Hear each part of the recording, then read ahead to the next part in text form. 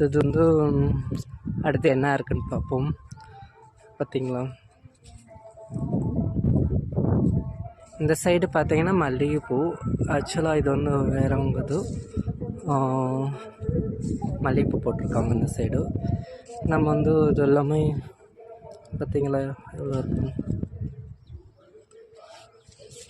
இப்படி தான் எங்கிட்ட வந்து விவசாயம் வந்து மோஸ்ட்லி இருக்கும். பட் ஆனால் விவசாயத்தில் வந்து லாபமாட்டமான்னு சொன்னால் அது மருந்து செலவு, களை எடுக்கிற செலவு எக்ஸஸாக தான் போகும். பட் செலவு அதிகமாக இருக்கும். அதுக்கு தக்கன வந்து வருமானம், அதுக்கு என்ன நம்ம பயிரிட்டால் என்ன லாபம் கிடைக்குன்றதை வந்து திங்க் பண்ணி நம்ம பயிரிடணும்.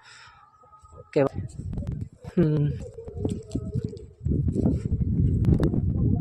இது வந்து ஒரு பார்ட்டு. கொய்யா, இது கடலை, கொய்யா, எலுமிச்சம்பழம், இது ஃபுல்லாக ஒரு பார்ட்டு.